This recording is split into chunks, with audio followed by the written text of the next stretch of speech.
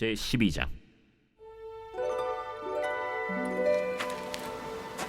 여호와께서 아브라함에게 이르시되 너는 너희 고향과 친척과 아버지의 집을 떠나 내가 네게 보여줄 땅으로 가라. 내가 너로 큰 민족을 이루고 네게 복을 주어 네 이름을 창대하게 하리니 너는 복이 될지라. 너를 축복하는 자에게는 내가 복을 내리고 너를 저주하는 자에게는 내가 저주하리니 땅의 모든 족속이 너로 말미암아 복을 얻을 것이라. 안녕하세요. 졸리면 아이스크림을 떠먹으면 되지. 계속. 그리고 졸리면 자면 돼요. 졸린 거는 몸이 잘하는 신호기 때문에. 제가 아주 오래전에 이랜드의 아시아 미션 간사로 일을 할 때 제가 이제 헌트라는 브랜드가 있었어요. 남성 캐주얼 브랜드인데 저는 거기 배치받아서 총무과에서 일하면서 이제 성경도 가르치고 그랬는데 한 번은 이랜드는 월요일 모임이라고 해서 이제 월요일 날 아침이 되면 이렇게 1시간 동안 예배드리는 시간이 있어요. 근데 거기에 이제 교회 안 다니는 형제가 하나 있었는데 저한테 그러는 거예요. 간사님 정말 죄송해요. 그래서 왜 그랬더니 저는 있잖아 월요 모임 시간만 되면 이렇게 잠이 와서 잠을 자게 돼요. 그래서 그 굉장히 좋은 일이라고. 성경 시편에 보면 하나님께 사랑하시는 자에게 잠을 주신다고 했으니까 정말 하나님의 사랑을 받는 것 같다. 걱정하지 말고 자라 그랬더니 그 친구 한 번도 잔 적이 없어요. 그 다음에 여러분도 하나님의 사랑을 받고 싶으면 잠을 주무세요. 네. 지암리 저도 한번 좀 가보고 싶었는데 어제 일정을 좀 소화했더니 굉장히 피곤했어요. 오전에. 그래서 잘 쉬고 저는 하나님의 은혜다 그런 생각이 들었어요. 원래 처음에는 우리가 오전 세션하고 오후에 아우팅 하려고 했었는데 정말 프로그램 바꿔주셔서 너무 감사하고 오전에 했으면 제가 어려웠을 것 같아요. 어제 우리 직업관에 대해서 강의할 때 제가 참고서적 책도 하나 말씀드린 적이 있는데 이 책 있죠? 이 책이 그 책이에요. 하나님은 월요일에 무슨 일을 하실까? 아주 궁금하죠? 네, 이 책 굉장히 쉬우면서도 굉장히 내용이 있습니다.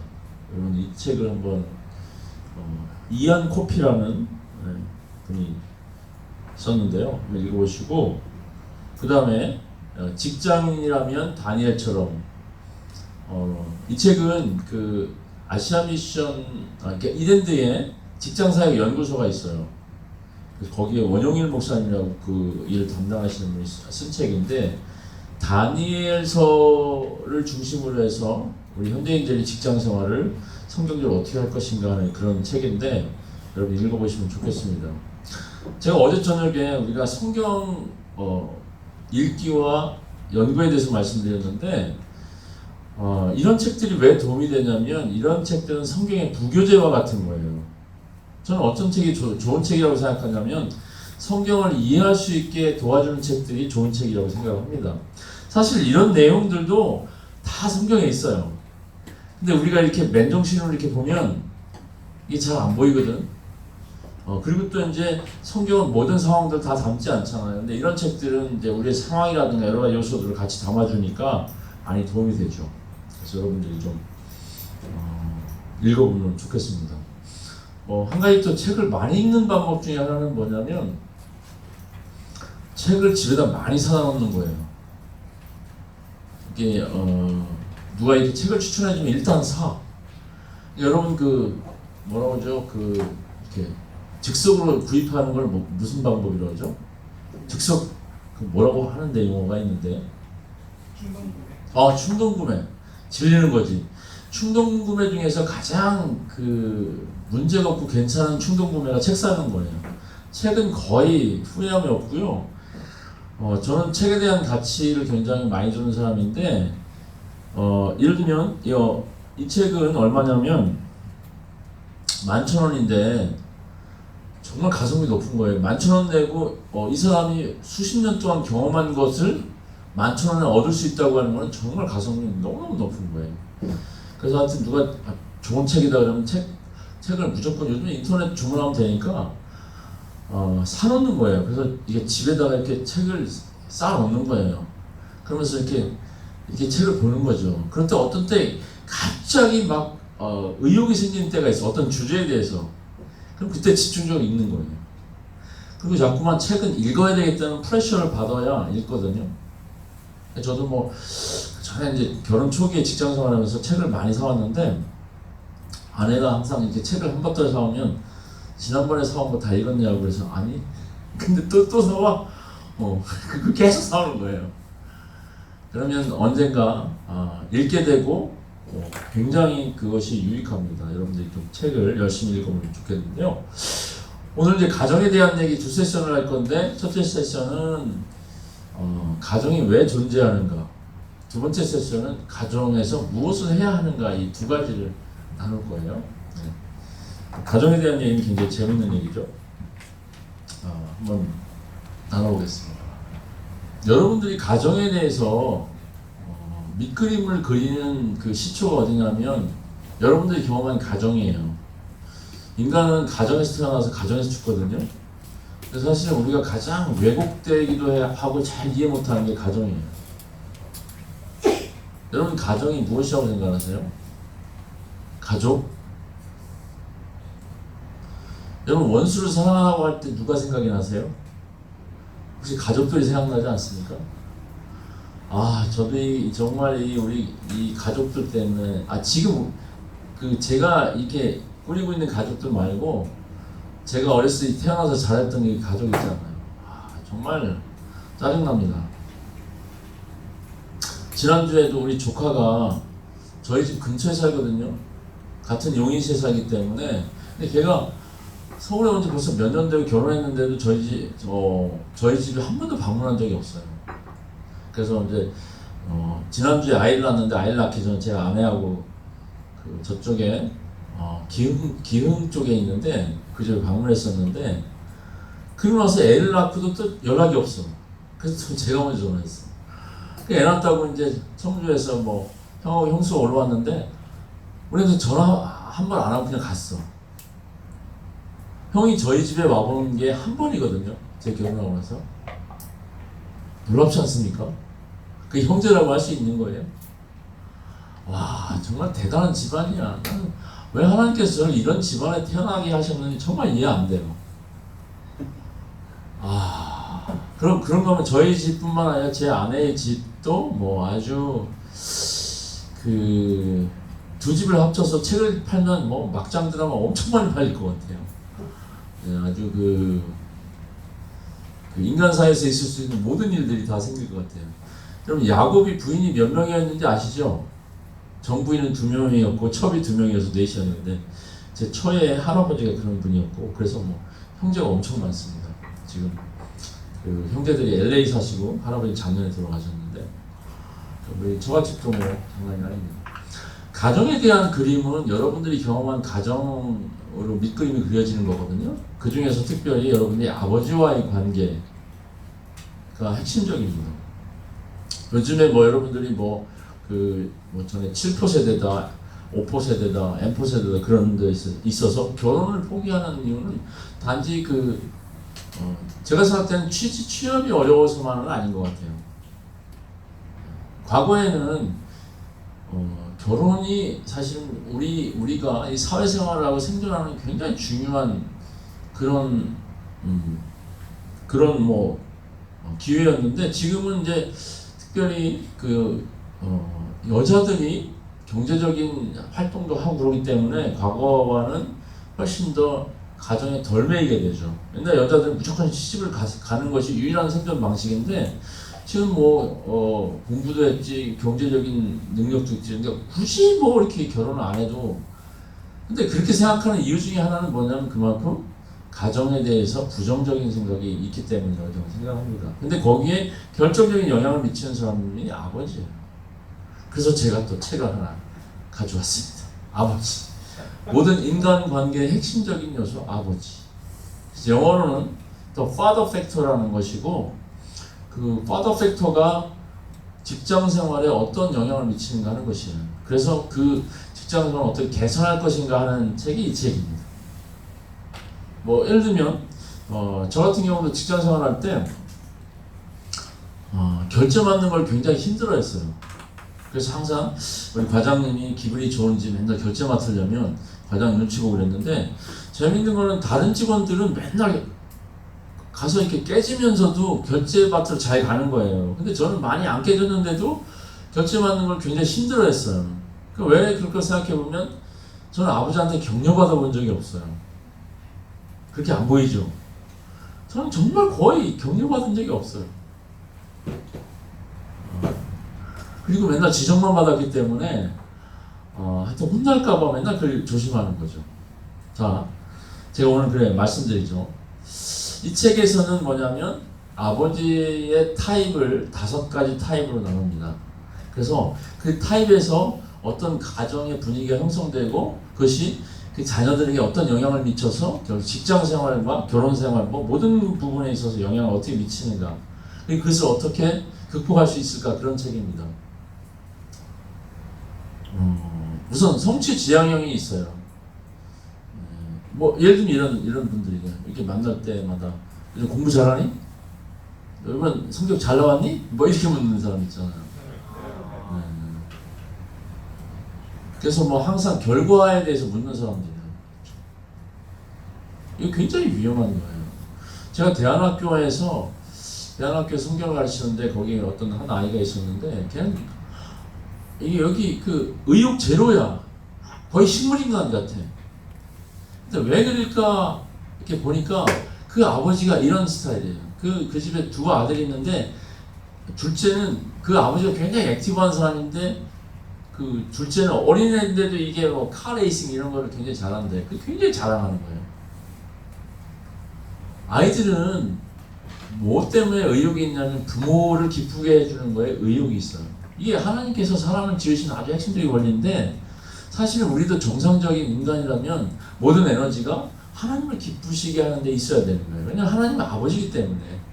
그래서 자녀들이 뭔가 열심히 하는 이유는 뭐냐면 그 부모를 기쁘게 하기 위해서 일을 하는 거예요. 그건 굉장히 좋은 거고 자연스러운 건데, 문제는 뭐냐면 그 부모들이 잘못된 기대, 헛된 기대를 할 때 자녀들이 절망하는 거죠. 그래서 그 케이스는 보면 그 남자아이가 계속 노력을 해도 아버지가 만족을 못하는 거예요. 그러니까 애가 삶의 의욕이 없는 거예요.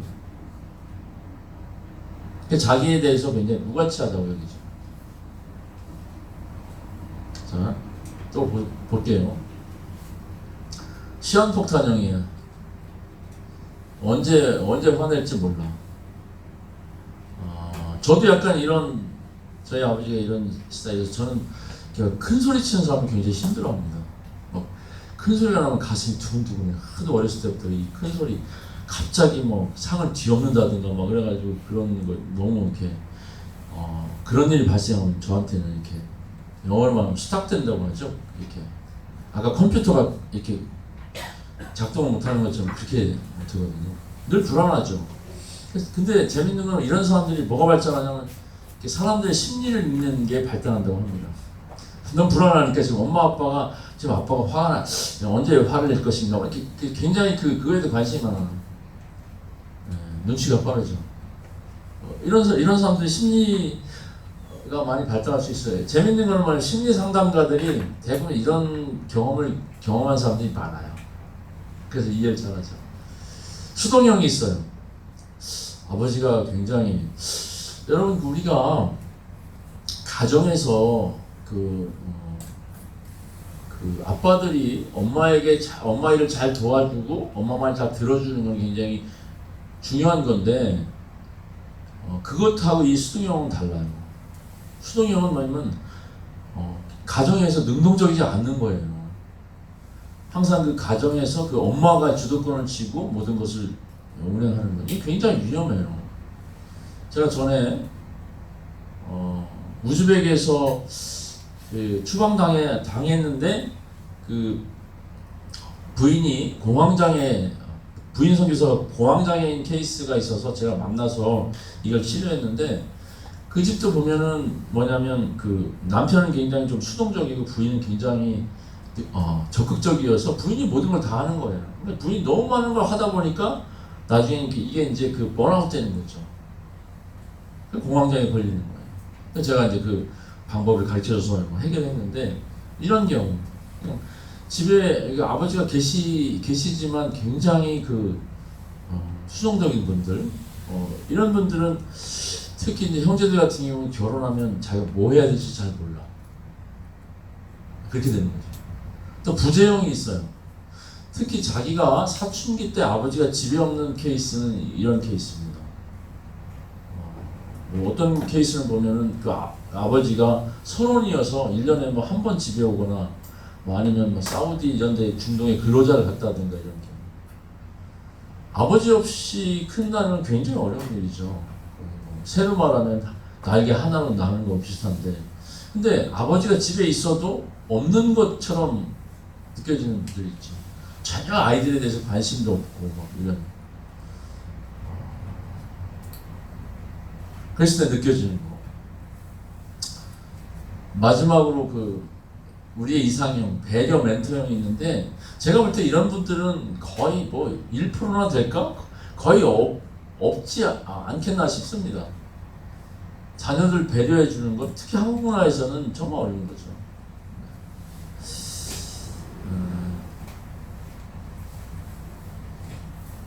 멘토는 뭐냐면, 제가 어제 사춘기 이야기했지만, 멘토는 간섭하지 않으면서 도와주는 겁니다. 그래서 제가 이제 미국에서 신학을 공부했는데, 미국 문화는 이제 이렇게 클래스에서 학생들이 어떤 의견을 내면 무조건 That's good idea 이렇게 시작해요. 근데 우리는 뭐 무슨 아이디어만 냈다면 왜 그런 생각해? 막 이렇게 혼나기부터 하죠. 그래서 우리는 아이디어 안 내죠. 근데 이런 아버지는 자녀들이 무슨 뭐 생각을 한다든가 이런 걸 이렇게 격려해주고 도와주고 이러는 아버지인데 굉장히 쉽지 않죠. 물론 저런 여러 가지 유형이 있어서도 사실은 굉장히 복합적인 경우가 많아요. 어느 한 스타일이 조금 더 두드러지지만 이렇게 복합적으로 나타나는 경우가 굉장히 많죠. 그래서 여러분들이 좀 이런 책들 읽어보면 좋겠습니다. 결혼을 생각하신다면 결혼에 대한 좀 책을 읽어야 돼요. 저도 결혼하고 나서 보니까 너무 준비가 안 돼 있다는 생각이 들어서 그때부터 공부하는 게 굉장히 바빴거든요. 자, 여러분, 자, 눈을 뜨세요. 네, 여기 유명한 사진이 하나 있습니다. 네. 저 결혼했습니다. 나는 왜 결혼했는가? 저는 사실 예수님 믿고 나서 결혼을 안 해야 되겠다는 생각을 했던 사람입니다. 왜 그렇게 생각했냐면, 예수님 믿고 나서는 이제 예수님만을 위해서 사는 것이 옳다고 생각했는데, 예수님만을 위해서 살지 못하게 하는 요소들을 저는 다 끊어냈는데, 그 중에서 하나가 이 가정이었던 것 같아요. 결혼이었던 것 같아요. 왜 그런 생각했냐면, 저는 어렸을 때부터 저의 비전이 가와만사성이었는데, 이 콩가루 집안에서 자란 사람들은 이 좋은 가정을 이루고자 하는 그 열망이 있잖아요. 그래서 어렸을 때부터 이 동네에서 화목한 가정들 굉장히 부러워하면서 자랐는데, 그래서 제가 그때 생각해보면 제가 앞으로 결혼을 하면 가정에 매여서 주님의 일을 못할 것 같다는 아주 순진한 생각을 하게 됐어요. 그럼 뭐 답은 뭐야? 결혼하지 말아야지? 근데 어떻게 하다가 그래서 저는 정말 제가 혼자 살아야 되겠다고 심각하게 그렇게 결심도 하고 살았는데, 그러면서 이제 여러 가지 뭐 변화들이 있었지만, 그래서 저는 그렇게 기도해 보기 시작했죠. 하나님, 제가 결혼할 사람입니까? 아니면 혼자 살아야 될 사람입니까? 제가 믿는 것은 성경에도 보면 이런 말씀이 있죠. 예수님께서 결혼에 대해서 이야기하면서 어떤 사람들은 천국을 위해서 고자된 사람이 있고, 이게 성적 불능을 이야기하는데 해석해 보면 싱글로서의 부르심이에요. 어떤 사람들은 남들이 그렇게 고자를 만드는 케이스도 있고, 뭐 그런 얘기들을 하잖아요. 실제로 아담과 이브가 이 결혼할 때 보면 그것은 자기들의 아이디어가 아니고 하나님의 아이디어고 하나님이 만들어주신 거예요. 제가 어제도 말씀드렸지만 저는 그런 생각을 해서 제가 기도해 보면서 하나님께서 저에게는 결혼으로 인도하신다고 저는 믿었기 때문에 결혼했습니다. 그래서 제 아내는 같은 공동체 대학부에서 같이 지냈던 자매고요. 그래서 또 저는 제가 아주대 다닐 때에서 공동생활을 13명이 같이 했었는데 우리 형제들이 거의 다 형은 누나하고 결혼해야 돼 이렇게 공동체의 강력한 지지를 받으면서 결혼했어요. 여러분들 여기서 같은 공동체에서 결혼하면 좋겠는데 저는 어떤 공동체가 좋은 공동체라고 했냐면 성령이 충만한 공동체냐면 같은 공동체에서 커플이 많이 나오는 공동체가 아닐까 그런 생각이 듭니다. 같은 공동체에서 결혼 많이 하면 좋을 것 같아요. 네. 최 목사님의 능력은 그걸로 판명되지 않을까 그런 생각이 듭니다. 이건 저희가 몽골에서 있었던 그 사진인데요. 그때는 아이가 셋이었어요. 저도 지금까지 오기까지 여러 번 고비를 넘겼죠. 그래서 우리 몽골에 가서 잘못하면 이혼할 뻔했어요. 심각한 지경이 있었습니다. 여러분들이 보시기에 이렇게 교회에서도 집사님들, 권사님들, 목사님들 멀쩡해 보이지만 멀쩡한 사람은 없어요. 아까도 이야기했지만 우리가 자라면서 우리의 육신의 아버지 이 가정들이 온전하지 못하기 때문에 다 거기에 우리는 바이러스가 상당히 먹어 있는 거거든요. 그래서 계속해서 우리가 V3를 돌려도 하여튼 그게 온전해지는 데는 굉장히 오래 걸려요. 저희들도 여러 번의 고비를 넘겼습니다. 와, 감당치 못할 시험들. 셋째 때도 어려웠는데 넷째 때, 야 정말 어려웠어. 넷째가 생기고, 와 정말 힘들었어요. 상상이 되세요? 와. 근데 있잖아요. 얘가 넷째인데, 얘가 이제 앞으로 요번에 대학 가는데 요리사 된다고 하는데, 얘가 정말 복덩어리예요. 정말 얘 만나면 너무너무 즐거워. 물론 얘 큰애도 여기 명랑소녀 있는데 직장 생활하는데 얘는 부동산 회사 일을 하는데 얘도 굉장히 즐거워요. 얘는 만나면 저는 쟤들한테 격려를 많이 받는데 얘는 뭐냐면 늘 어떻게 하면 사람들을 즐겁게 해줄까, 기쁘게 해줄까. 그게 자기의 코드예요. 그래서 다른 사람들을 행복하게 해주기 위해서 얘는 요리를 하려고 하는 거예요. 하나님께서 이렇게 만들어 주시는 거죠. 가족 소개를 하면 제 아내가 여기 있고, 제 아내는 원래 중학교 음악 선생님이었어요. 결혼할 때. 근데 큰애를 하면서 그만두고 지금까지 애들만 계속 나와서 양육하죠. 요즘에 제 아내가 하는 직업은 어제도 말씀드렸는데 선교사 자녀들을 저희 집에서 묵게 하는 그 호스텔이라고 하죠. 지금은 카자흐스탄에서 있는 선교사 자녀 한 명이 와 있습니다. 그 일을 하고 있고요. 얘가 큰애 부동산 회사에서 프로젝트 매니저를 하고 있고요. 얘는 군대도 졸업하고 제가 자랑스러워하는 고졸이에요. 고졸 선수예요. 근데 얘는 지금 OM 선교회라고 있는데 거기에 선교사로 그 자원에서 지금 브라질에 가 있습니다. 단기 선교사로. 그래서 9월달에 돌아올 건데 앞으로는 돌아오면 이제 장기 선교사가 될 계획입니다. 그리고 이제 얘가 셋째 수진인데 얘는 대학에서 환경학을 공부하고 있는데 최근에 군대 갔어요. 그래서 지금 철원 화천 거기 GOP에 가 있습니다. 그래서 유탄 발사기 사수하나 그렇습니다. 요즘에 군대도 아니야. 요 막내 예진이 2000년생 밀레니엄 베이비 이렇게 돼 있습니다. 그래서 저희는 정말 가정 참 감사한 게 뭐냐면 그러니까 하나님께서는 우리에게 그 소망을 주시는 거예요.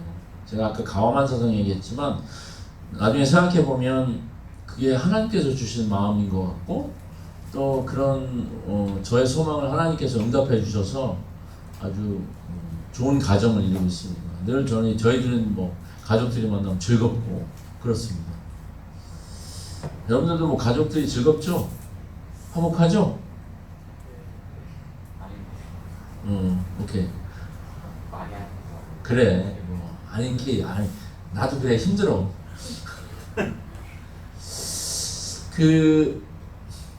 그리스도인들의 공동체에서 항상 있어야 될 것이 뭐죠? 우리 고린도전서 13장 3절 같이 읽어볼까요? 시작. 같이 읽어볼까요? 시작.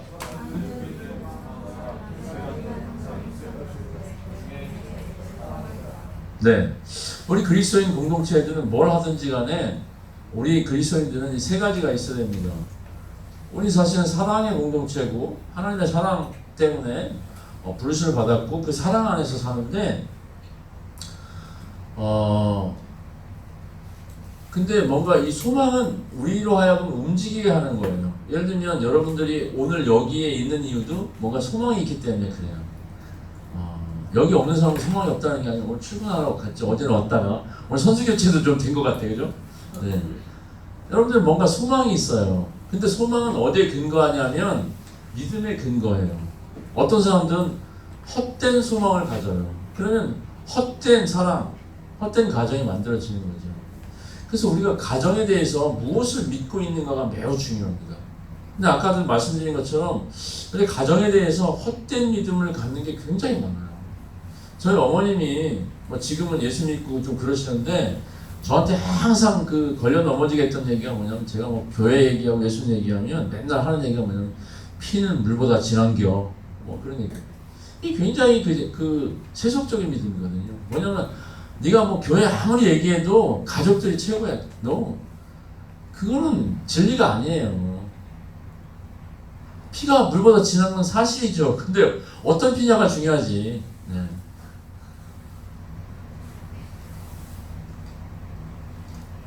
그래서 오늘 이 시간에는 보세요. 그 믿음은 우리의 태도에 관한 거고 소망은 우리에게 추진력을 주는 거고 그래서 사랑이 열매를 맺는 거예요. 그래서 오늘 주로 우리가 가정에 대해서 무엇을 믿어야 할 것인가 그 얘기를 좀 하려고 해요. 첫 번째 이런 질문이죠.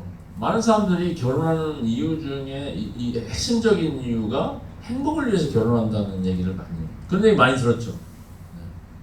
그래서 뭐 여러분들이 데이트할 때도 남자친구와 여자친구를 행복하게 해줘야 돼. 난 그건 굉장히 언페어하다고 생각해요. 왜 남자만 여자를 행복하게 해줘야 돼? 여자도 남자를 행복하게 해줘야지. 그게 점점 자기하고 관계가 깊어지면 더 그걸 많이 요구하고 뭐 그러면서 어느 날 갑자기 막 시험 문제인데 막 이런 거 있잖아. 이게 사탄의 시험이야. 그러면 그렇게 대답하세요, 형제들은. 네가 생각하는 걸 내가 생각하고 있어. 여러분 그 가정의 목적은 행복이 아니라는 걸 분명히 말씀드리고 행복은 우리가 만들어낼 수 있는 게 아니에요. 행복은 복의 근원이신 하나님만이 주실 수 있는 거고 그래서 행복은 하나님과의 올바른 관계가 형성되면 얻어지게 되는 거고 행복해지기 위해서 우리가 결혼한다고 생각하면 상대방을 내 행복을 위해서 이용하는 것밖에 안 돼요. 사람들이 왜 이혼하는지 아세요? 저게 목적인데 상대방이 나를 하게 해주지 않는다고 확신이 들 때 이혼하게 되는 거예요. 훨씬 더 우리는 하나님을 영화롭게 하기 위해서 어쨌든 그런 얘기. 그러면 여러분들이 지금 여러분들 사실은 여러분들이 지금 데이트하고 있는 사람들이 있겠고 데이트도 안 하는데 가정 얘기 좀 먼 얘기일 수는 있지만 이런 얘기 이런 생각들을 미리 하고 있지 않으면 어느 날 결혼하게 되는데 너무 그 준비가 안 돼 있어서 여러분들 굉장히 힘들 가능성이 높습니다. 그러면 우리가 가정에 대해서 생각할 때 우리 가정의 목표가 무엇인가? 여러분들도 이렇게 어떤 교회를 선택할 때 이 교회 비전은 뭐지? 이렇게 생각하잖아요. 회사도 마찬가지잖아요. 가정도 마찬가지예요. 우리 가정이 추구하는 목표가 무엇이냐? 이게 분명해야 되는 거죠. 이 생각을 못하면 어떻게 되냐면 안 믿는 가정하고 똑같이 됩니다. 아니 그리스도인들이 더 심각해. 여러분 혹시 그 몇 달 전에 했던 스카이캐슬이라는 드라마 보셨어요? 거기에 보면 정혜리 권사님이 중요한 인물로 나오죠. 네, 그렇게 돼요. 신앙이 있든 어떤 거의 그렇게 돼요.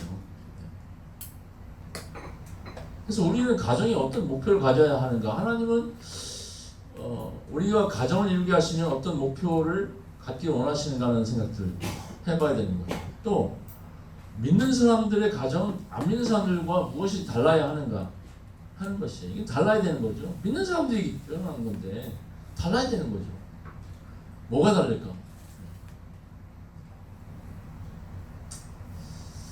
이런 얘기들을 해보죠. 우리가 이 가정을 건강하고 행복하게 이제 행복한 가정을 만들려면 원래 그 하나님이 만드신 가정의 청사진이 무엇인가를 생각해봐야 되는 거잖아요. 우리가 어제도 이제 구속에 대해서 이야기를 했지만 구속이라고 하는 것은 고장난 것을 고치는 거잖아요. 그럼 여러분 그 엔지니어들이 어떤 걸 고장난 걸 고칠 때 어떻게 고치냐면 원래 상태가 어떻게 되어 있는가를 먼저 알아야 고칠 수 있는 거예요. 가정도 우리가 어제 직업에서도 그 회심에서의 구속적인 의미가 있었지만 가정도 마찬가지예요. 가정도 이렇게 계속해서 구속되어 가는 거죠. 회복되어져 가는 거죠. 원래의 그 오리지널 향해서 그걸 먼저 살펴볼 필요가 있는 거죠. 청사진이 무엇인지. 시편 127편에 보면 여호와께서 집을 세우지 않으면 우리가 아무리 열심히 노력해도 안 된다는 거예요. 근데 사람들이 제일 열심히 노력하는 건 가정을 세우기 위한 것이 제일 열심히 노력을 하는 거죠. 어제도 우리가 직장에 대해서 이야기했지만 왜 우리가 직장에 대해서 열심히 하면 가정을 세우기 위해서 열심히 하는 거거든요. 근데 거기에 하나님이 빠지면 꽝인 거지 뭐. 그래서 사람들이 죽도록 고생하고 거기에 보상을 못 받나요? 사람들이 언제 이제 그거가 이게 헛된 것이었나를 언제 깨닫냐면 이제 자녀들이 거의 대학을 갔거나 대학을 졸업했을 때 그때쯤 되면 이제 부모들이 은퇴할 때거든요. 그러면 뭐 그렇게 그 목표를 세우고 해왔는데 뭐지? 그 허무함이 밀려오는 거죠. 그래서 요즘에 황혼 이혼이다 이런 게 나오는 거예요. 그리고 애들하고 관계도 더 멀어지고. 그래서 여기서 키워드는 뭐냐면 가정은 누가 세워가는가 하는 것이에요. 가정은 우리가 노력한다고, 노력이 필요하지만 노력한다고 세워지는 게 아닙니다. 뭐 노력 안 하는 사람이 어디 있어? 다 노력하잖아요, 그죠? 재밌는 건 뭐냐면 제가 이렇게 보니까 다른 사람들이 우리가 볼 때 엉터리라고 생각하는 가정들 있잖아요. 그 가정들의 가장에게 당신은 엉터리입니다 이렇게 말해서 그래 나는 엉터리다라고 인정하는 사람은 거의 못 봤다는 거예요. 그런 사람들이 가야 될 학교가 있는데 아버지 학교라고. 그럼 또 아버지들만 가냐 그래가지고 또 어머니 학교도 생겼어요. 우리에게 노력은 필요하지만 우리가 노력하는 걸로 상당히 한계가 있다는 거예요.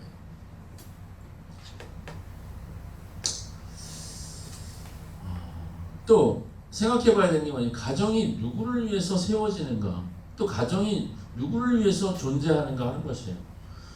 매우 심플하게 이야기해서 그리스도인들은 자기를 위해서 존재하지 않는 그런 존재예요. 그럼 우리 그리스도인들이 만드는 가정도 우리를 위해서 존재하지 않는 거예요.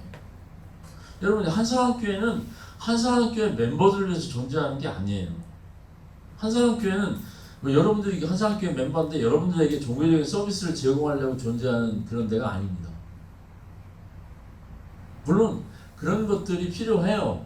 근데 그것이 궁극적인 목적은 아니라는 거예요. 예를 들면 여러분들에게 종교적인 서비스를 제공하고 여기서 훈련받고 하는 이유는 우리 자신들이 궁극적인 목표가 아니라 아직도 우리처럼 하나님을 경외하지 않는 사람들을 향한 것이죠. 그리스도인들 가정도 이런 생각하지 않으면 굉장히 이기적인 가정들이 되겠죠. 그럼 그런 가정들을 보면서 누가 예수 믿겠어요? 그렇죠? 가정 누구의 것인가? 여러분들이 이 생각을 안 하면, 제대로 안 하면 특히 여기에 있는 자매들은 자녀들을 소유하는데 그 에너지가 성령의 충만함보다 훨씬 더 에너지가 강해. 제가 그 증거를 대드려요. 여러분들이 주변에서 그 엄마들 있잖아요. 소위 엄마라고 하는 사람들, 여러분 친구 중에서도 결혼한 친구들 봐봐요. 카톡 아이디나 카톡 사진에 누구를 올리는가? 누구 올리는? 그 남편 그 애들이 있는데 남편 얼굴을 카톡 아이디로 올리는 사람 봤어요? 누구 올리죠? 아이디를 올리죠. 제가 제가 교회 셀 모임에서 그 자매들한테 그 얘기했어요. 그거 내리라고. 제가 좀 이따가도 보여드리겠지만 이 가정의 삼각형이 있는데 모든 가정들은 어떻게 되냐면 대부분의 가정들은 아이들을 양육하는 데 집중해요. 거기 엄마는 대장이야. 그 부인들이 왜 남편을 존중하지 못하냐면 그 안에 있는 죄성 때문에 그래요. 사람들은 무엇인가 소유하려고 하고 자기가 컨트롤하려고 해요. 그게 죄예요. 그럼 뭐 교회에서는 가정에서 남편이 가장이고 여기 순종해야 된다 이런 거 배우잖아요. 그래도 뭔가 자기가 컨트롤할 게 필요해. 누구야? 애들을 컨트롤하는 거죠. 그리고 자기 편 만드는 거죠. 그래서 아이들이 그 아빠하고 관계는 더 어렵게 만드는 거죠. 그래서 가정이 파탄나는 거예요. 그래서 거기서 브로큰 패밀리가 생기는 거예요. 그래서 그 프로이트가 말하는 이디푸스 컴플렉스는 거기서 만들어지는 구조입니다. 자, 여기에 이 창세기 1장 1절이 뭐죠? 태초에 하나님이 천지를 창조하셨다. 저는 이렇게 말하고 싶어요. 태초에 하나님이 가정을 창조하셨다. 네, 이것도 맞는 얘기죠. 네, 가정을 창조하셨어요. 그래서 하나님이 어떤 창조한 대상들은 항상 미션이 있는 거예요. 목적이 있는 거예요. 예를 들면 요즘에 여름에 막 매미들이 울어대잖아요. 나는 아침에 기도하면서 하나님께서 이 여름 매미들을 창조한 이유가 있어요. 여러분 여름에 만약에 매미들 울지 않는다고 생각해봐. 날씨도 더워 죽겠는데. 밤에 풀벌레들이 울지 않는 그 여름밤을 한번 생각해보세요. 그런 것처럼 가정도 하나님께서 만드셨다면 미션, 사명이 있는 거예요. 가정은 사명 때문에 존재하는 거예요. 기업도 마찬가지예요. 기업도 하나님께서 각 기업에게 주신 사명 때문에 존재하는 거예요. 기업은 이윤 때문에 존재하는 게 아니에요. 이윤은 그 사명을 완수했을 때 주시는 게 이윤이에요. 가정도 행복은 뭐냐면 하나님께서 이 만드신 목적대로 우리가 살 때 거기에 행복이 나오는 거죠. 그걸 사람들은 다른 거를 붙이려고 되게 노력을 합니다. 그래서 행복해지지 않는 거예요. 저희 가정 같은 경우도 주변 사람들이 너희들은 도대체 이해가 안 된다는 거야. 과거에 저희 집안에서의 떠오르는 태양은 저였는데 제가 예수 믿고 나서 선교사 되고 나서는 완전히 진태양도 그런 진태양이 없죠. 그런데 저희 형이 태양이 됐는데 저희 사형제들이 다 문제가 있거든요. 거의 이혼 직전에다가 다들 문제가 있는데 근데 다들 집이 있고 다들 이렇게 괜찮아요 경제적으로. 근데 저희 부모님이 저만 집이 없으니까 너는 언제 집 사니? 아버지는 제가 집이 없는 상태로 돌아가셨는데 요즘에는 어머니가 그 얘기 안 하세요. 왜냐면 그 사형제 중에서 싸우지 않는 집안은 저희 집안밖에 없거든요. 저희 집밖에 없거든요. 그러니까 어머니도 아시는 거지. 무엇이 중요한지 그걸 아시는 거지. 이제. 저희들은 사명 중심으로 움직이거든요. 아니 어디 갔어? 저희. 근데 그것은 뭐냐면 이걸 먼저 보여야 돼요. 하나님께서 가정을 창조하셨잖아요.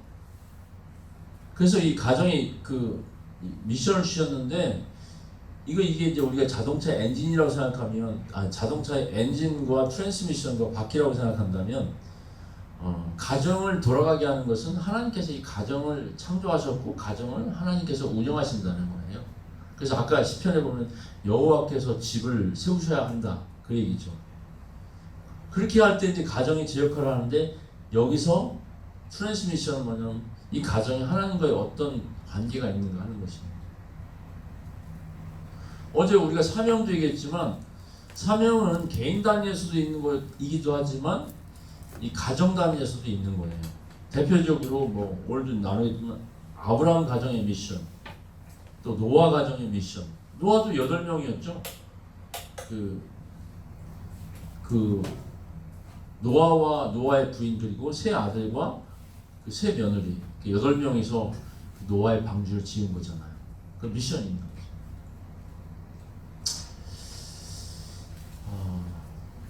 근데 이 가정이 어떻게 빗나갔는가 이게 중요해요. 이게 우리가 이제 이 가정에 대해서 잘 생각하지 못하는 이유 중에 하나는 뭐냐면 우리는 그동안 이제 구속사나 이런 걸 배울 때 너무 개인 중심으로 배운 거예요.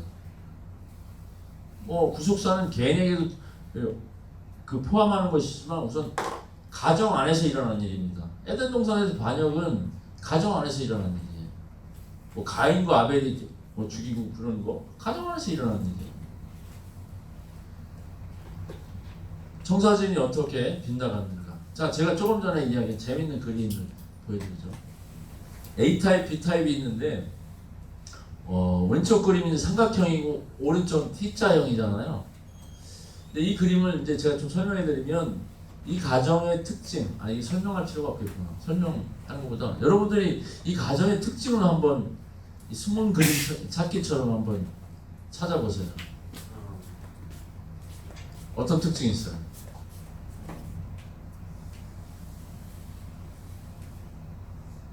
그거야 그거 맞아.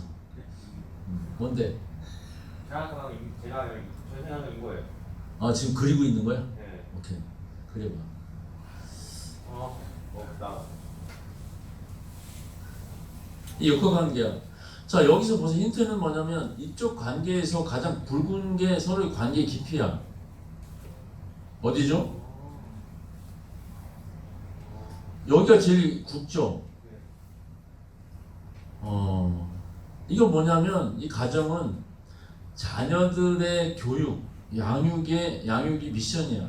그럼 어떻게 되겠어요? 엄마는 담당자고 아빠는 그거를 서포트하기 위해서 직장 일을 하는 거야. 이게 처자식을 먹여 살리기 위해서 직장 일을 하게 되는 케이스죠. 이게 아주 전 세계적으로 통용되는 케이스야 이게. 그래서 이런 결과가 뭐냐면 남편과 아내의 관계가 약해. 왜냐면 얘네들 여기가 중요하니까. 그 아버지는 돈 벌어다 주는 기계야. 엄마는 그 학원 전문가고. 그럼 나중에 이 관계가 그래서 애들이 요즘에 제가 볼 때 학교에서의 그런 뭐 폭력이라든가 이런 게 왜 생기냐면 얘네들이 이렇게 되니까 자기들이 최고인 줄 아는 거지. 자, 이쪽 그림 보세요. 이쪽 그림에서는 뭐가 제일 굵어요? 네, 여기가 제일 부부간의 관계가 제일 굵죠. 그 다음에 있는데 여러분 우리가 촌수로 한번 따져보자고요. 여기가 몇 촌이죠? 0촌이지. 여기는 몇 촌이야? 1촌.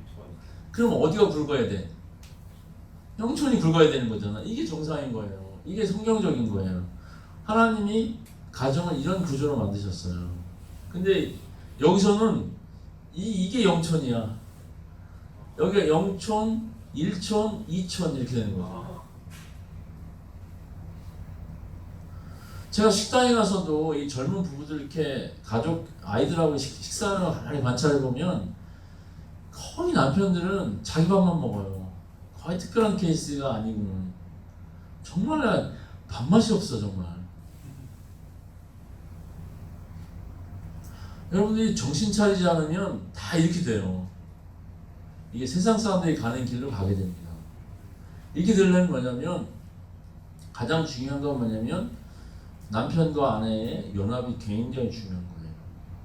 그래서 에베소서 5장에 보면 부부관계 결혼할 때 굉장히 많은 메시지를 주는데 그 본문으로. 그래서 사실은 또 부부관계를 비유해서 교회와 예수 그리스도의 관계, 교회론을 이야기하는 거예요. 그래서 교회론과 이 부부관계는 매우 밀접한 관계가 있어요. 대부분의 가정, 여러분들이 서점에 가서 가정에 대한 책들을 이렇게 찾아보면 제일 많은 주제가 뭐냐면 자녀 양육을 어떻게 할 것인가가 거의 80-90%예요. 이 부부에 대한 책은 별로 없어. 왜냐면 수요가 많으니까. 근데 이 망하는 지름길이에요. 우리의 관심이 뭐냐면 부부가 어떻게 그리스도 안에서 연합할 것인가 하는 이런 부분이에요. 이게 또 중요한 게 뭐냐면 여러분 기독교의 핵심 교리가 뭐예요?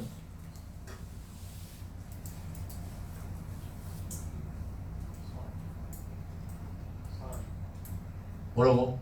서로 사랑하고. 그래, 우리 사랑하자. 뭐 우리 많이 그렇게 생각할 수 있는데 뭐 예수님께서 우리 구원하셨다. 그게 핵심은 아닙니다. 그건 굉장히 중요한, 하나님께서 이 세상에서 하신 매우 중요한 교리이긴 하는데, 기독교의 핵심은 뭐냐면 삼위일체론이에요.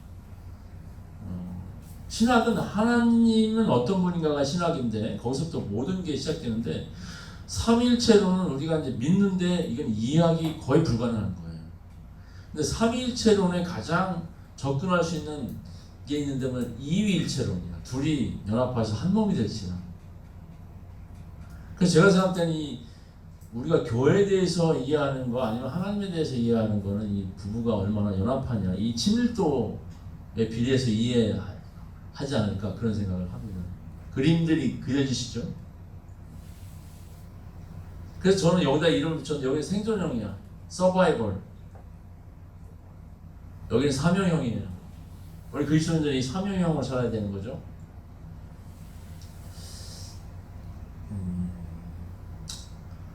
여러분, 그 에덴 동산의 그 반역 이후에 가정이 어떻게 왜곡됐냐면, 가정의 동력의 변화에 있죠. 어떤 변화 있었죠? 뭐 예를 들면 전에는 전에는 휘발유를 쓰다가 가스를 쓴다든가 뭐 이런 동력의 변화가 있는데, 전에는 하나님이 주인이신 거죠. 하나님의 동력이었는데 그 다음부터는 자기 스스로가 가정을 먹여 살리기 위해서 스스로가 일을 했어야 되는 거죠, 아담이. 그때부터 직업관이 이제 빗나가기 시작하는 거예요. 그러면서 하나님과의 관계도 단절되니까 가정의 역할도 왜곡되는 거죠. 그러니까 창세기 역할 보면 그 아담과 하와의 이제 관계도 죄 때문에 안 좋아지니까 사실은 그 가인이 아벨을 죽이게 되는 거죠.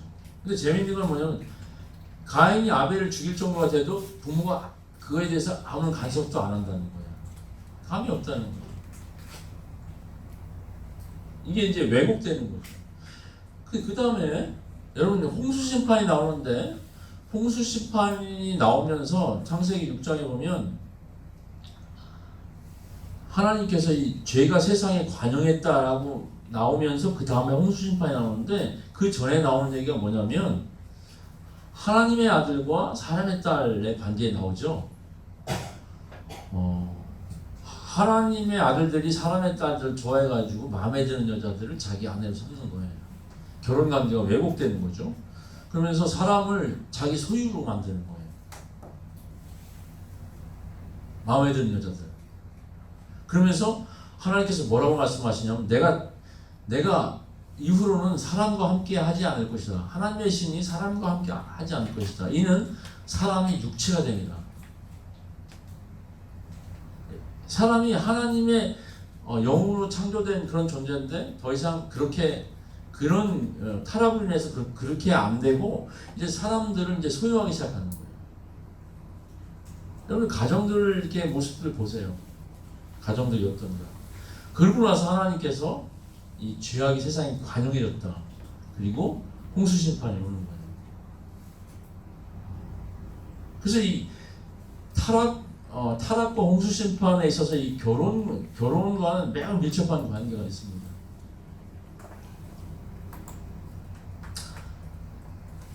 굉장히 우리가 진도가 빨리 나가고 있는데, 그러면 하나님께서는 어떻게 가정을 구속하시고 가정을 원상태로 회복시키려고 하는가? 이게 구속사인 거죠.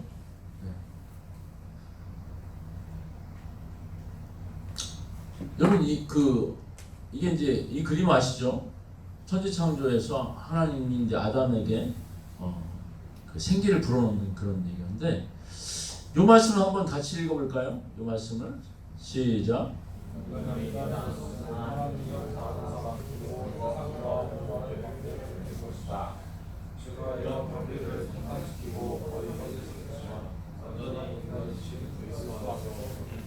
네. 우리가 회복되는 것은 예수 그리스도 말미암아 하나님과의 올바른 관계를 형성할 때 회복되는 거예요. 제가 어제 이제 사춘기 아이들 이야기했지만, 사춘기 아이들한테 가장 필요한 건 뭐냐면 아버지와의 관계예요. 그게 학교보다 훨씬 중요해. 사람에게 있어서 아버지보다 중요한 존재는 없어요. 그래서 그래서 우리에게 있어서 하나님 아버지가 되시는 거예요. 우리에게 있어서도 아버지만큼 중요한 존재는 없어요. 저는 저희 아이들 넷을 이렇게 양육하고 있지만, 뭐 지금은 거의 다 양육했지만, 항상 제가 아버지로서 문제는 많다고 생각을 했지만 자신감은 있었어요. 내가 아무리 문제가 많아도 내가 중요하다. 그리고 하나님께서 그 역할을 나에게 맡겨주셨다. 그래서 저는 아이들을 어떻게 양육해야 될지에 대해서 묵상할 때마다 항상 하나님 아버지는 이 아들을 어떻게 대해주시고 어떻게 핸들링해 가시는가를 늘 묵상했어요. 그리고 그 묵상을 가지고 아이들한테 적용했어요. 성경에 뭐 그런 원리들이 계속 나옵니다. 가정에 있어서도 가정이 가정다워지려면 이 가정 자체가 하나님과의 올바른 관계가 형성돼야 되는 거죠. 근데 우리 가정에 대해서 어떻게 생각하냐면 그냥 가정에 만약 4명이 있다 그러면 각자 하나님과의 관계가 있는 가정 사람들이 모인 그것이 가정이라고 생각하는데 그것도 의미가 있지만 훨씬 더 가정이라고 하는 그 공동체적인 하나님과의 관계가 훨씬 더 의미가 있는 거예요. 어제도 보면 삭개오에 대해서 예수님께서 구원을 선포하실 때 오늘 이 집에 구원이 임했다 이렇게 말씀하시잖아요. 예수님께서는 이렇게 말씀하지 않았어요. 오늘 이 집에서 삭개오만 구원받았다 이렇게 말씀하지 않았다고. 또 사도행전에 보면 빌립보 간수에게 그렇게 이야기를 하잖아요. 주 예수를 믿으라 그리하면 너와 내 집이 구원을 얻으리라. 우리가 이 구원 부분에 있어서도 가족 전체가 믿지 않는 한은 굉장히 한계를 갖게 되는데 이 가정에 대해 생각할 때도 뭐냐면 이 어떻게 하면 이 가정 단위가 하나님과의 관계, 올바른 관계를 형성할 것이냐가 매우 중요한 주제가 되는 거죠. 계속 제가 이 자동차의 그 엔진과 트랜스미션과 이 바퀴와의 관계를 가지고 설명하는데 하나님께서 이제 처음에 가정을 만드시고 에덴 동산의 반역으로 인해서 왜곡됐는데 다시 이제 이 새로운 가정들을 이루어 가시는 그 과정이 뭐냐면 구속사고 거기에 처음으로 선발된 사람이 누구겠어요? 부부가? 구속사의 시작이 누구부터 시작되죠?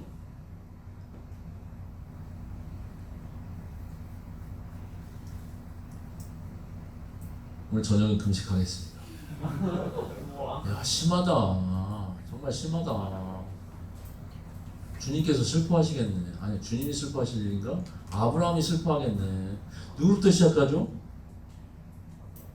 호호 아브라함이 슬퍼한다니까? 아브라함은 사라. 뭐래 쟤.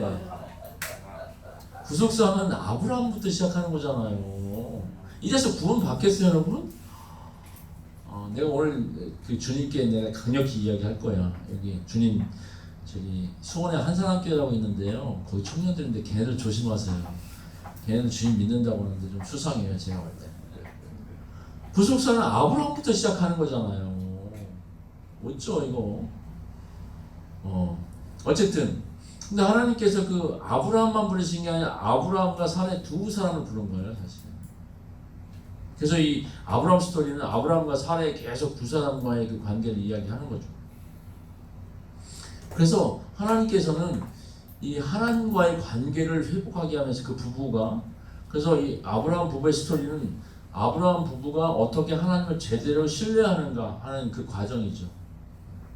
나중에 보면 아브라함이 하나님을 믿으니 이 사라도 뭐 문제가 많아요. 아브라함도 문제가 많고 아니 그 뭐 자기가 애를 못 낳는다고 해서 하여튼 뭐 다른 여자를 통해서 이걸 전문용어로 씨바드라고 하지만 뭐 그런 걸 이렇게 해야 되겠냐고. 정말 문제가 많아요. 근데 이런 역사는 지금도 일어나는 일이죠. 뭐 똑같지는 않지만.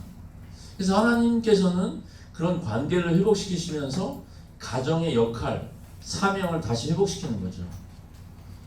하나님께서 아브라함 부부에게 주신 사명이 뭐죠? 그 가정을 통해서 하시려고 했던 일이 오늘 아까 우리 처음에 우리 최목사님과 같이 읽었던 말씀이죠. 창세기 12장 1, 2, 3절. 땅의 모든 민족이 너를 위해서 복을 얻을 것이다. 그게 하나님께서 아브라함 부부를 부르신 이유예요. 그게 또 오리지널 가정의 원형이에요. 하나님께서 아담과 하와를 통해서 모든 하나님께서 지으신 그 피조물들을 다스리고 보살펴서 그것이 복이 되게 하고 하나님께 영광이 되게 하는 그 역할이에요. 그게 미션이에요. 그러면 우리들 가정에 적용해 볼 때, 뭐 여러분들 지금까지 살아왔던 가정도 그렇고 앞으로 여러분들이 만들어갈 가정도 생각해 볼 때, 우리 가정이 어떻게 하면 많은 사람들에게 복이 되는 가정이 될까? 이미 여러분들은 복을 받은 사람들이야. 그러면 우리 가정을 통해서 어떻게 다른 가정에게 복을 흘러가게 할까 하는 거죠. 근데 만약에 우리가 아이들 교육에 그것이 미션이라고 생각한다면 전혀 여러분들은 그렇게 할 수 없습니다. 예를 들면 아이들 교육에 있어서도 다른 가정들에게 복을 흘려보낼 수 있는 방법이 있는데요. 어떻게 하냐면 아이들이 학교에 가서 공부할 때 공부하는 것 자체만이 목표는 아니에요. 아이들이 학교에 가서 공부해야 되는 이유는 좀 더 성숙한 사람이 되어서 이 사회에 봉사하도록 그렇게 하는 게 훈련하는 건데, 지금의 학교 시스템에서는 거의 그게 불가능해요. 왜냐하면 경쟁을 가르치잖아. 제 아내가 아니에요. 우리 큰딸도 이제 한국에서 대학을 다녔는데, 한국에서 돌아와가지고 놀란 게 뭐냐면 노트를 안 보여준다는 거. 친구들이 서로 경쟁해야 되니까. 아니 그런 사회에서 살아가서 어떻게 사회에 도움이 되겠어요. 그러니까 우리 아이들도 그냥 두면 그렇게 되는 거예요. 이거 어떻게 해야 되냐면, 저희 부부는 아이들한테 항상 어떤 거를 가르쳤냐면, 오늘 학교에 가서 해야 될 미션 뭐냐면, 첫 번째 선생님을 도와드릴 것, 두 번째 클래스에서 어려워하는 아이들을 도와줄 것. 이게 미션이었어요. 근데 재밌는 건 뭐냐면 그렇게 하니까 큰애가 대학교 1학년 때부터 조교가 됐어. 아니 교수님이 누구를 조교로 뽑겠어? 자기를 잘 도와주는 사람. 아니 걔는 중학교 때도 선생님 조교였었어. 그래서 제가 우리 막내가 고등학교 1학년 때부터 홈스쿨을 했는데, 제가 고등학교 1학년 때 걔가 이제 그 대안학교를 다녔는데 좀 애가 좀 이상해요. 그래서 물어보니까 애가 학교에 대해서 너무 걱정을 많이 해. 대안학교는 대안이 없는 애들이 오는 게 대안학교일 수도 있어요. 근데 하여튼 얘도 항상 그렇게 우리가 교육을 했으니까 애들 걱정을 많이 해. 제가 이제 그 학교에서 성경을 가르쳤는데, 제가 첫 시간 이렇게 했잖아요. 첫 시간을 하고 났는데 걔는 제 얼굴 표정을 보면 아빠가 어떤 생각하는지 다 알잖아요. 수업이 다 끝나고 나서 저한테 와서 제 손을 꼭 잡더니, 아빠 얘들을 포기하지 말아주세요. 이렇게 말을 하는 거예요. 제가 그래서 1시간 하고 그만두려고 했는데 걔 때문에 그만 못 두고 계속 가르쳤는데, 그러니까 저희들은 계속 애들한테 그렇게 가르치니까 아이들이, 얘 막내가 학교 걱정을 너무 많이 하고, 또 선생님들이 제가 볼 때는 애를 약간 오용한 것 같아요. 적절히 해야 되는데 너무 애를 많이 이렇게 내세우고 그러니까 애는 너무 부담되고 그러니까 애가 감당치 못하는 거예요. 그래서 제가 막내한테, 야 너 학교 그만 다녀야 되겠다. 너 한번 생각해봐라. 이제 너 드디어 홈스쿨 할 때가 되지 않았니? 막 이렇게 해가지고 같이 이제. 그래서 그날 그날 애가 이제 보니까 학교 갈 상태가 아니어서 저하고 바닷가에 가서 같이 낚시하고 했죠. 그렇게 하고 나서 걔는 그때부터 홈스쿨을 했어요. 그래서 자기가 알아서 커리큘럼 짜고, 자기가 커리큘럼 짜는데 1년 걸렸어. 그래가지고 초중고 다 이런 걸 검정고시 봐서 합격했고, 자기가 알아서 가고 싶은 학교 이제 거기도 정해가지고 거기도 합격하고 다 혼자서 했어요. 그러니까 아이들에게 있어서 학교 좋아요. 학교 자체가 나쁜 건 아닌데, 어떤 아이를 우리가 키울 것인가 이 생각을 해보면 우리 가정의 미션이 어떤 거인가 하는 것이에요. 그러니까 우리 가정에 주어진 미션은 아이들 교육하는 것도 훨씬 중요하고, 아이들 그런 미셔널하게 교육하지 않으면 결국 사회에 쓸모없는 인간이 됩니다. 우린 계속 그런 작업들을 하고 있잖아요. 이걸 제가 어제 설명해 드렸는데 다시 한번 설명해 드리면, 오늘 제가 여러분들하고 나누고 싶은 얘기는 보내심을 받은 가정, 영어로 말하면 미셔널 패밀리, 그 얘기 하기 위해서 이 얘기를 하는 건데, 어제 이거 제가 설명 한번 해드렸잖아요. 그 선교란 말을 한자어로 말하면 이렇게 돼요. 교를 선전한다, 우리 기독교를 선전한다, 이런 말이 되는 거죠. 그게 영어로 미션, 미시오 헬라어는 아포스톨로스, 히브리어는 실로아크인데 이게 다 보냈다는 뜻이에요. 어제 말씀드렸죠. 실로암 여기 나오죠. 미션 임파서블. 네. 많이 여러분들 익숙하시죠? 다 보냈다는 뜻이에요. 어제 그 요셉의 스토리에서 나왔던 것처럼 하나님이 나를 보냈다. 그래서 요한복음 20장 21절 예수님이 부활하신 다음에 하신 얘기가 아버지께서 나를 보내신 것 같이 나도 너희를 보내라. 그리스도 안에서 되어지는 모든 것들은 보내심을 받는 목적을 두고. 그러니까 이게 선교예요. 그러니까 여러분들이 직업적인 선교사는 아니지만 다 선교적인 삶을 살아야 되는 존재예요. 그리스도인들이 선교적인 삶을 살지 않는다면 그리스도인으로서 아무 의미가 없어요. 그래서 열매가 없는 거예요.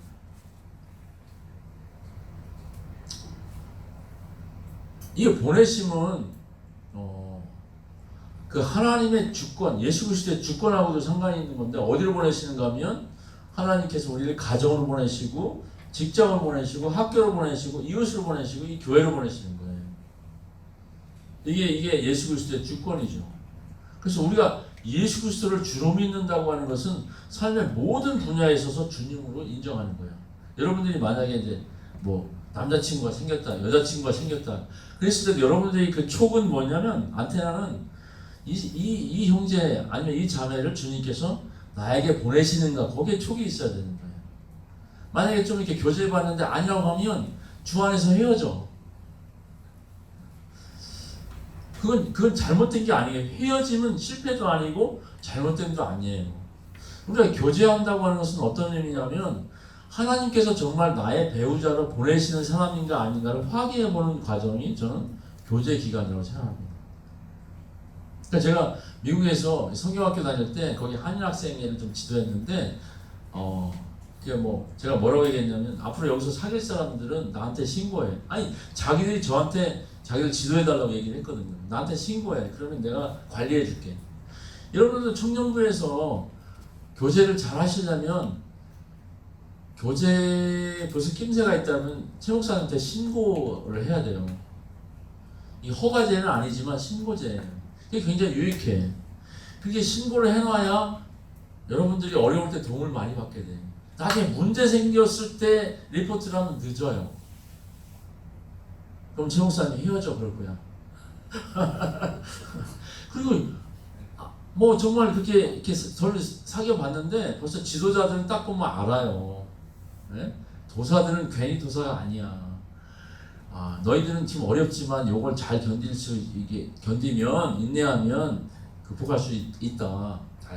도와주고 그래서 결혼에 이르는 커플도 있는데 저는 어떤 커플은 제가 헤어지라고 그랬어요. 자기들도 헤어지고 싶대요. 그래서 그래 헤어져라. 니네는 안 맞아.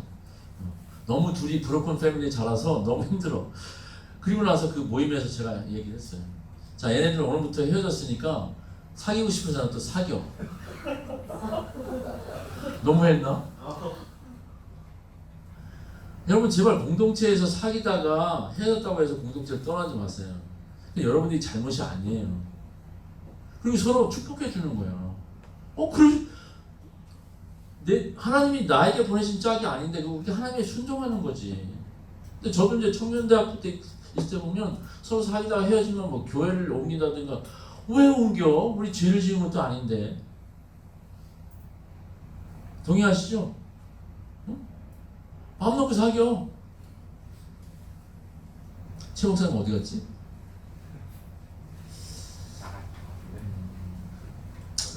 가족에 대해서 생각할 때도 가족이 우리의 선택인가 주님의 보내심인가 생각해야 돼요.